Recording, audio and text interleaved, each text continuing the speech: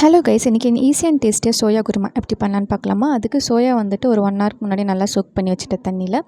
இப்போது ஒரு மிக்சியில் வந்துட்டு தேங்காய், சில்லி, சோம்பு, முந்திரி, பொட்டுக்கடலை இதெல்லாம் போட்டு ஒரு ஃபைன் பேஸ்ட்டாக தனியாக எடுத்து வச்சுக்கோங்க.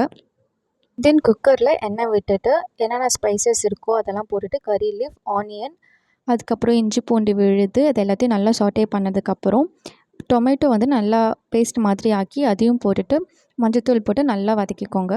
நல்லா வதக்கி விட்டதுக்கப்புறம் நம்ம ஆல்ரெடி சோக் பண்ணி வச்சுருக்க சோயாவை ஆட் பண்ணிக்கணும். அப்புறம் உங்களுக்கு என்னென்ன வெஜிடபிள்ஸ் இருக்கோ அதெல்லாம் ஆட் பண்ணிவிட்டு நான் வந்துட்டு கேரட் அண்ட் பீன்ஸ் மட்டும் தான் ஆட் பண்ணியிருக்கேன். அது எல்லாத்தையும் நல்லா மிக்ஸ் பண்ணி விட்டுக்கோங்க. தென் சால்ட் போட்டுக்கோங்க. என்னென்ன மசாலா ஆட் பண்ணணுன்னா 1 ஸ்பூன் ரெட் சில்லி பவுடர், ஜீரகத்தூள், கரம் மசாலா, நான் சக்தி மசாலாவோட சிக்கன் மசாலா ஆட் பண்ணியிருக்கேன். நீங்கள் எந்த பிராண்டோட சிக்கன் மசாலா வேணால் ஆட் பண்ணியிருக்கலாம். சிக்கன் மசாலா தான் வந்துட்டு இதுக்கு ஒரு தனி டேஸ்ட் கொடுக்கும். இதை நல்லா சாட்டே பண்ணதுக்கப்புறம் நம்ம ஆல்ரெடி பேஸ்ட் பண்ணி வச்சுருக்க கோகனட் மில்க் அந்த இது இருக்குல்ல அதை ஆட் பண்ணிக்கணும்.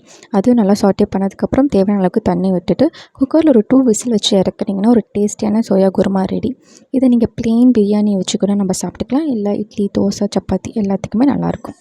ட்ரை பண்ணி பார்த்துட்டு எப்படி இருக்குன்னு சொல்லுங்கள். கண்டிப்பாக சப்ஸ்கிரைப் பண்ணிவிட்டு பாருங்கள். பாய்.